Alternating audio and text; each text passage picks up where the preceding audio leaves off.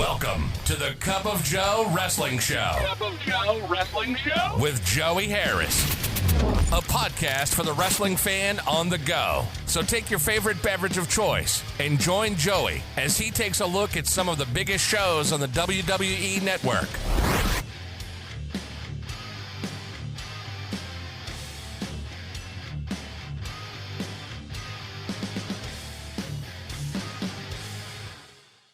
From makeshift studios deep in the heart of stately Maine Manor, this is the Cup of Joe Wrestling Show, and I am your host, Joey Harris. Folks, before we get started today, I've got to ask you a very important question.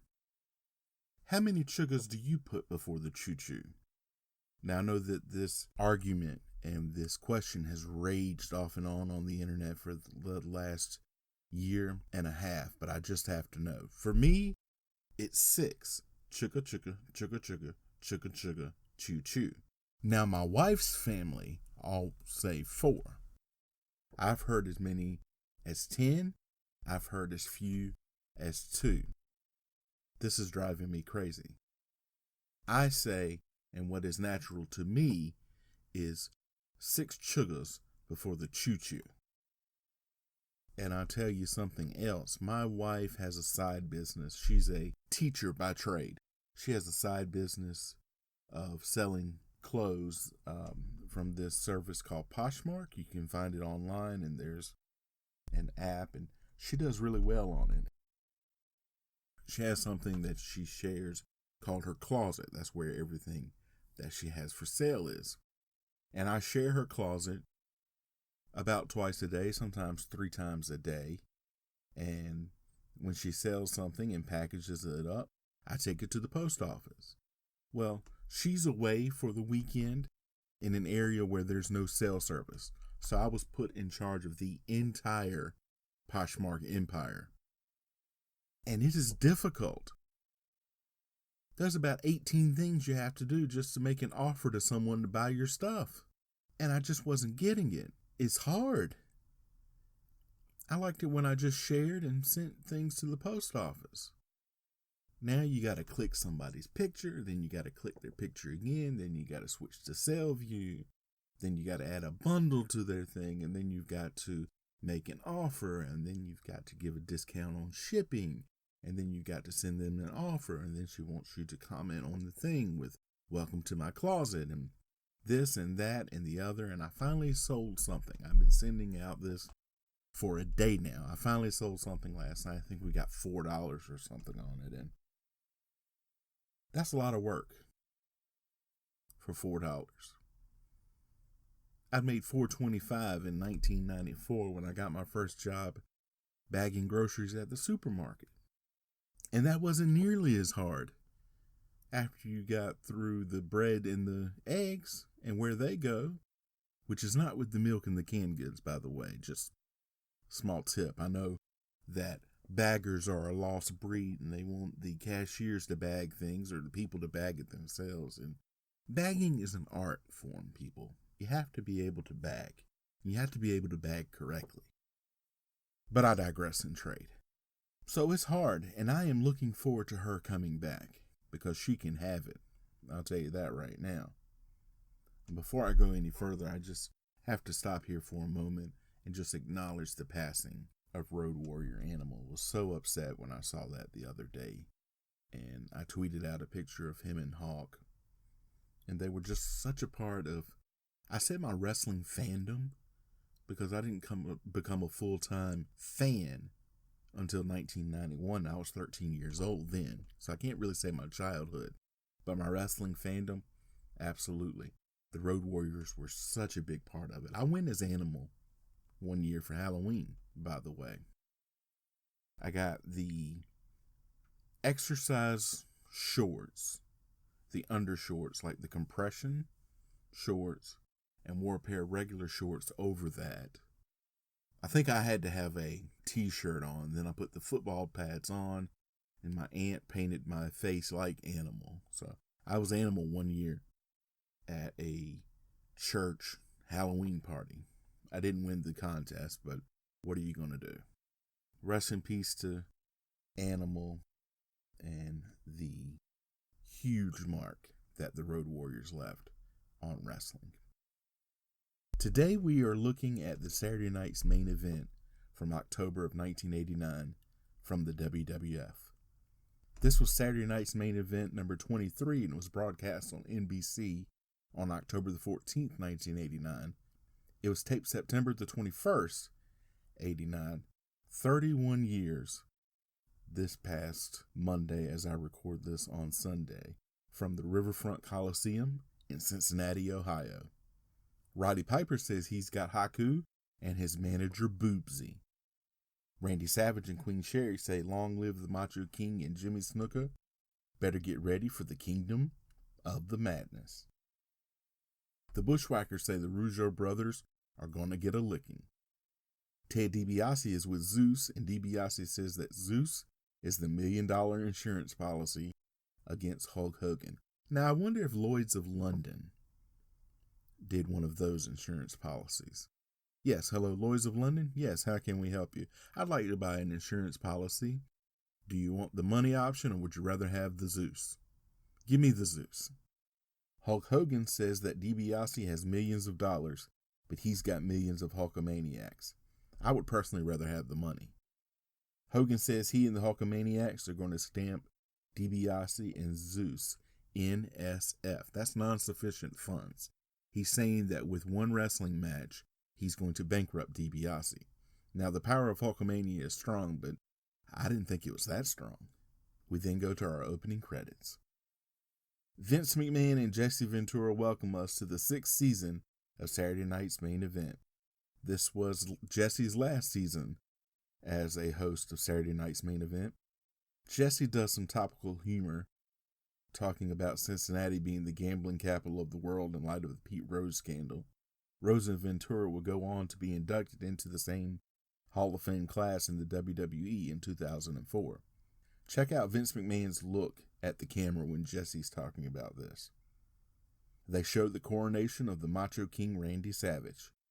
Jesse interviews Randy Savage and Queen Sherry. Savage says he is on a quest to be the greatest king the WWF has ever had. Long live the kingdom of the madness. Jesse says, long live the king. Randy Savage with Queen Sherry versus Jimmy Snuka. Savage and Sherry come down carried on a throne. Mean Gene Okerlund interviews Jimmy Snuka. This is a rare Snuka interview. He says there is no king or queen over the Superfly. Jesse says Snuka is one generation removed from cannibalism. Savage dominates early. He hits the double axe handle from the top rope onto Snuka on the outside. Sherry interferes, hitting and kicking and choking Snuka with her purse. Savage gets a 2 count. Snuka comes back. Savage does a great selling job. Sherry hands Savage her purse. Savage hits Snuka with it and pins him. He then goes to hit Snuka with a flying elbow, but Snuka moves. Snuka then slams Savage. Snuka goes for the Superfly, but Sherry covers the Macho King, begging Snuka not to jump, so he jumps down to chase them both away. Flashback to the times that Zeus and Hulk Hogan have met. Jesse interviews Ted DiBiase and Zeus. DiBiase says with Zeus in his corner, money will talk and Hogan will walk. McMahon built up Zeus very well for this.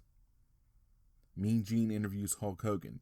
They do a rundown of the previous meetings. He keeps calling DiBiase the multi-million-dollar man.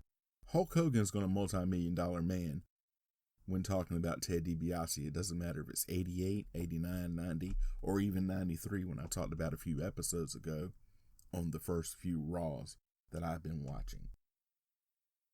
He then does a lot of money-related puns. They call this the $1 million match. I think Ric Flair and Dusty Rhodes actually had that at Starrcade 84. But again, I digress. WWF World Heavyweight Championship match. Hulk Hogan versus Ted DiBiase with Zeus. Zeus grabs Hogan's ankle early. Hogan keeps being distracted by Zeus. He keeps interfering. The crowd is really into Hogan. Jake Roberts comes out. This is building on the Roberts-DiBiase feud that has been brewing since summer. Hogan gets a 2 count. Virgil comes out from the back. You forgot about Virgil, didn't you? But he comes out from the back. and grabs the bag that holds Damien and takes off, so Roberts then follows Virgil. DiBiase takes over. Both men knocked down at one point. Hogan starts the comeback. Zeus hits him.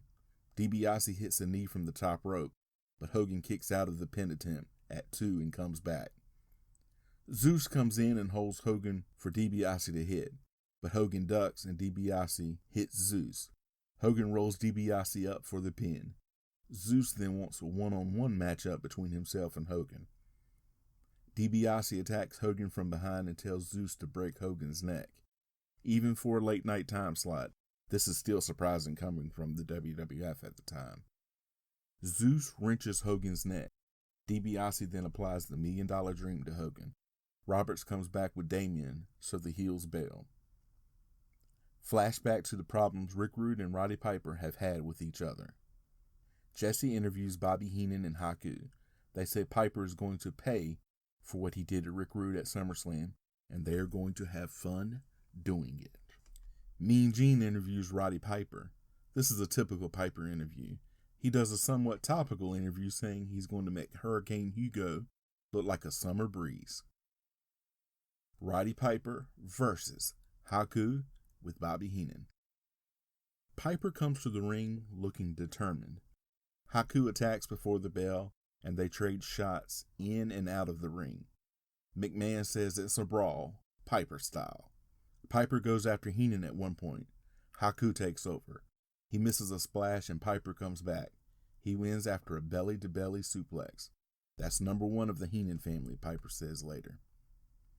Mean Gene interviews Ted DiBiase and Zeus. DiBiase is tired of seeing and hearing about Jake Roberts.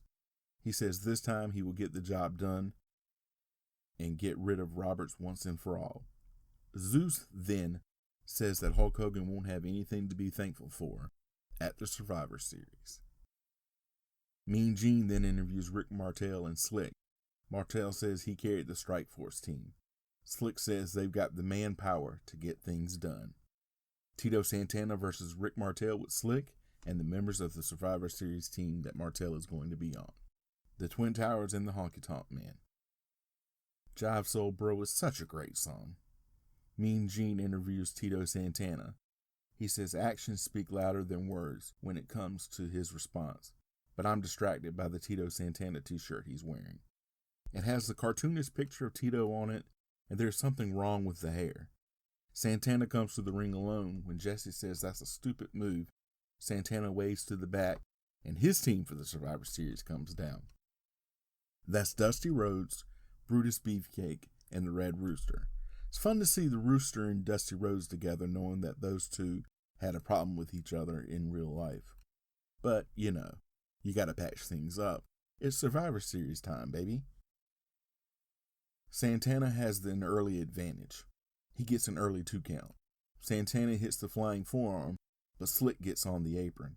I really think the WWE missed a great opportunity a few years ago when the Rick Roll was a big thing, about bringing Slick back for a few one-offs and jumping out of a door or something and telling people that they've been Slick rolled as Jive Soul Burrow plays. But I think Slick was involved in that concussion lawsuit at the time, and it might have gotten a little tricky there.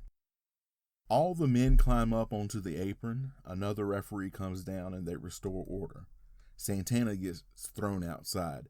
Back in, even pace match. Martel gets the Boston Crab on, but Santana gets to the ropes. Martel gets posted after Santana shakes the ropes. Santana gets the figure 4 on, but Slick gets to the apron again. Then Dusty Rhodes and the Big Boss Man come in. Then all 8 men start going at it. The bout is ruled a double disqualification. Mean Gene interviews Roddy Piper. He says this is just the beginning for the Heenan family. But you need the Heenan family because the Buzzards have to eat too. The Fabulous Rougeau brothers Jacques and Raymond with Jimmy Hart versus the Bushwhackers, Luke and Butch. Mean Gene interviews the Bushwhackers. They say they're going to take care of the Fabulous Rougeau brothers once and for all. Jesse calls them the marching morons. Bushwhackers corner Jimmy Hart after the Rougeaus are thrown outside. A tug of war with Hart leaves him pantsless and he has the fleur-de-lis on his underwear, so he then runs to the back. The Rougeau brothers have the advantage. Jacques then hits Raymond accidentally. Then Luke Williams comes in. They hit the battering ram and get the pin. Mean Gene Okerlund interviews Hulk Hogan. He says Ted DiBiase, the multi-million-dollar man, and Zeus need to be stopped. Again with the multi-million-dollar man stuff. Jeez. He then says that his team at the Survivor Series will wipe them out. Vince and Jesse then talk about the Hulk Hogan injury and sign off from Cincinnati. Hey folks, if you like the show, please leave a review in iTunes, Apple Podcasts, or your podcast platform of choice. There are a number of ways that you can contact me. You can follow the show's Twitter at Cup of Joe Pod. You can email the show at cupofjoewrestlingshow@gmail.com. You can follow me on Facebook, Twitter, and Instagram. I am at The Joey Harris. Thank you for joining me this week. This is Joey Harris saying so long from Stately, Maine Manor. The Cup of Joe Wrestling Show is a production of Baby Kangaroo Media.